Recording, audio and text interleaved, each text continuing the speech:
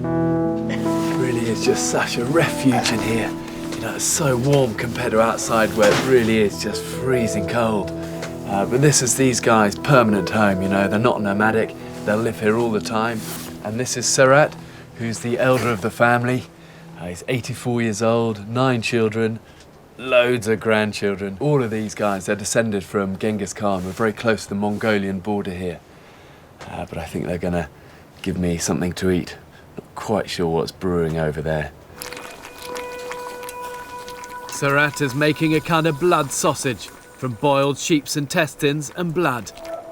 It may not look appetizing, but the Tuvans make use of every bit of available food. You know, they believe it's really bad karma to waste anything. They believe it angers the spirits. So you can see all of the guts, the blood, the intestines, they're cooking and they'll eat. Let's see what it tastes like.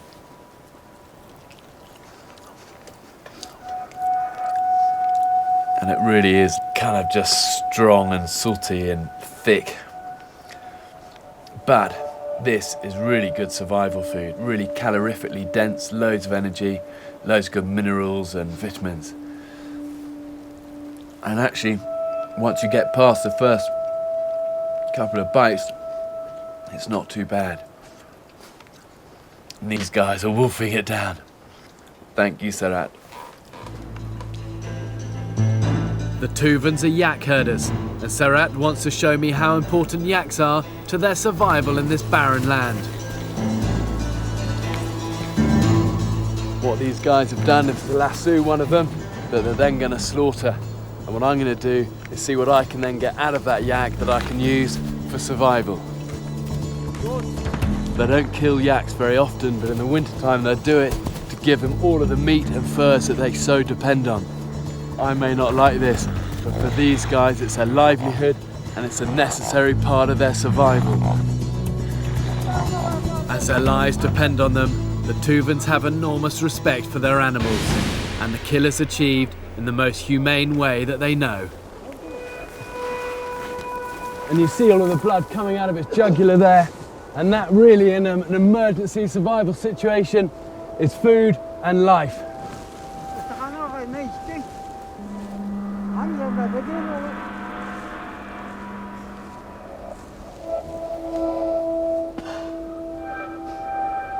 Warm, salty, but if you hadn't eaten, came across this literally would save you.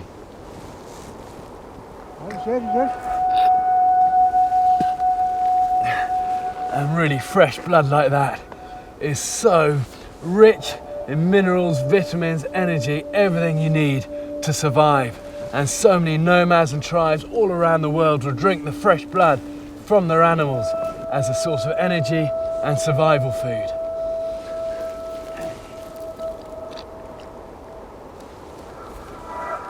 Thanks, Serhat. Serhat's left me to butcher the carcass the Tuvan way. Okay, time to get to business with this. The yak is one of the largest animals in these parts, renowned for its immensely thick coat, which keeps it warm, but you could use it too as clothing or bedding. Stick your finger over the end of the knife so you don't pierce the guts, and then just let it run up its belly. Whenever I've skinned animals before, I've rarely had to deal with the threat of frostbite too. In minus 25 degrees, it becomes another job altogether. You know, the knife is just, touch that with your bare skin, it will just stick to it. And it really becomes just a race against time before this carcass freezes and I freeze.